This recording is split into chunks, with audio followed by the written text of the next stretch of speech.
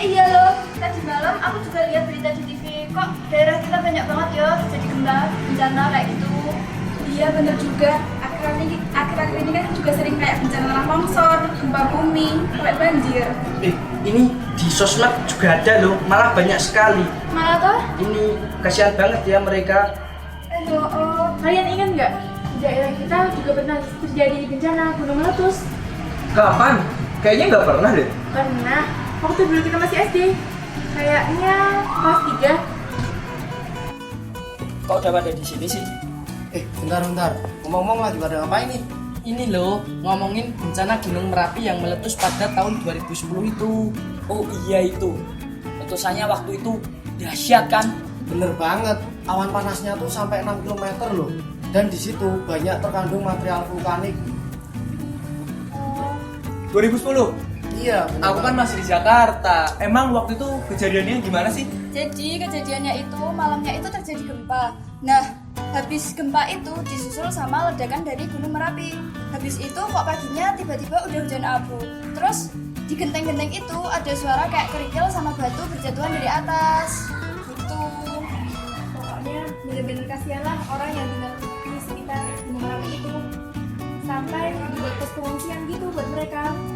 Emang kejadiannya itu bulan apa ya? Kalau nggak salah, kejadiannya di bulan Oktober. Kan habis Oktober itu November, terus Desember. Nah, itu kan masuk musim hujan. Nah, itu yang nyebabin adanya lahar dingin. Jadi, lahar dingin itu sebenarnya apaan sih?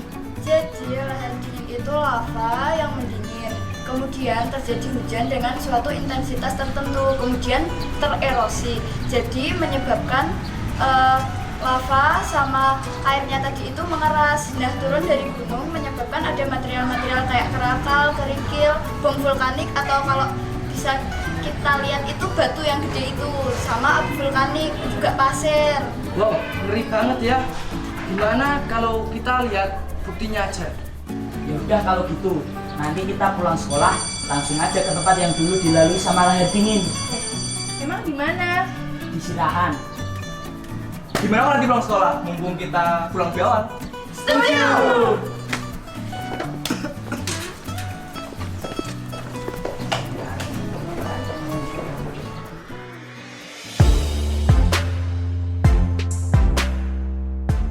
Ya teman-teman, kita sekarang sudah berada di Desa Sirahan.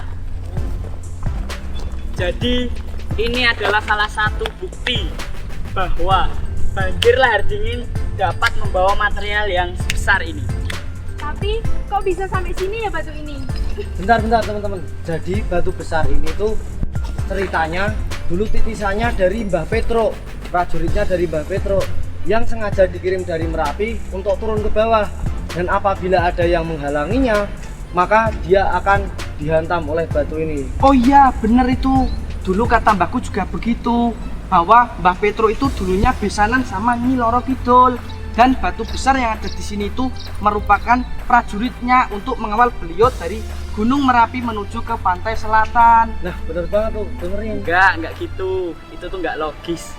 Jadi banjir lahar dingin tuh yang tadi pagi itu udah dijelasin sama Acar.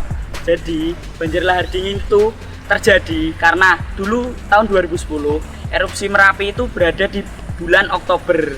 Kemudian pada bulan Desember terjadi hujan besar-besaran. Kemudian material yang sudah keluar pada saat erupsi terbawa sampai sini karena hujan. Oh, berarti batu ini dibawa sama pasukan Mbah Petro yang mau menuju pantai selatan? Bukan kayak gitu. Jadi banjir lahar itu mengangkut material-material besar. Nah, contohnya kayak batu ini. Jadi material-materialnya itu sama air hujan jadinya meluap kayak gitu. Jadi menghantam apapun yang ada di sekitarnya. Ini kan lahar dingin. Terus kalau lahar panas apa? Nah, jadi lahar dingin sama lahar panas itu beda. Lahar panas itu jadi saat Gunung Merapi meletus, itu kan mengeluarkan lava. Aliran lava ini turun dibarengi dengan turunnya air hujan. Jadi mengalir dalam kondisi panas. Terus apakah setiap Gunung Merapi meletus itu mengakibatkan bencana sebesar ini? Gini, setauku tuh iya, karena setiap gunung berapi yang meletus pasti mengeluarkan lahar, kayak yang dibicarakan Kansa tadi. Tapi batu ini sama batu yang lain tuh sama nggak sih? Beda. Jadi ada 3 jenis batuan. Yang pertama itu metamorf, sedimen, sama batuan beku. Nah, karena ini dari Gunung Merapi, jadi ini termasuk batuan beku. Jadi, batuan beku itu apa? Nah, jadi batuan beku itu batuan yang berasal dari Gunung Merapi yang meletus. Kemudian kan ada magma. Nah, magmanya itu mendingin. Nah, batuan beku itu ada 3. Batuan beku dalam, batuan beku luar, sama batuan beku tengah. Nah, ketiganya itu dipengaruhi oleh faktor suhu. Nah, ini loh Ren, contoh batuan beku. Nih, bisa dilihat nih. Kan? Tahu kan? Ya. Ya udah teman-teman, berhubung ini udah sore, kita pulang aja yuk. Tapi aku masih penasaran, ntar masih ada ganjel gitu. Emang apa? Jadi aku masih penasaran, emang bener ya setiap Merapi meletus selalu menghasilkan lahar kayak gini? Aku juga masih penasaran periode meletus. Aku juga masih bingung Tur, kenapa bisa dinamakan lahar dingin itu. Ya udahlah, ini kan juga udah sore. Mending kita lanjutin besok aja. Ya, besok kita berkelompok lagi aja. Oke. Yaudah yuk pulang. Yuk.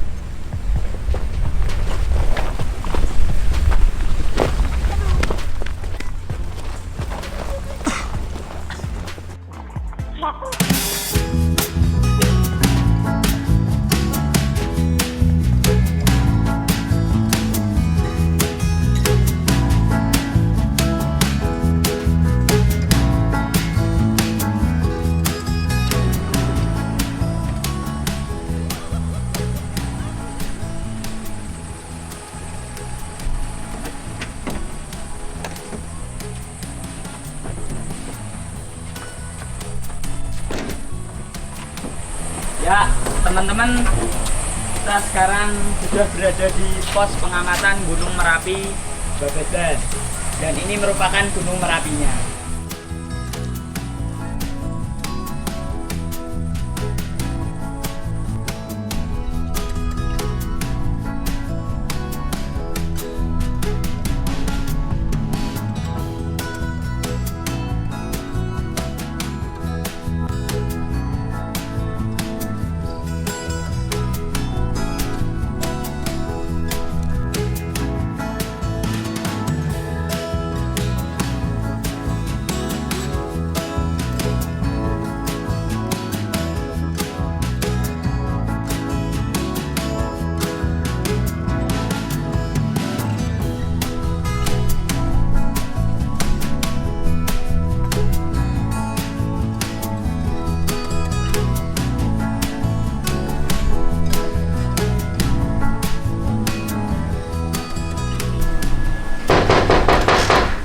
Assalamualaikum Pak. Waalaikumsalam warahmatullahi wabarakatuh. Dari mana? Kami dari siswa SMA Negeri 1 Muntilan ingin meminta waktu Bapak sebentar. Boleh Pak? Oke, silakan masuk.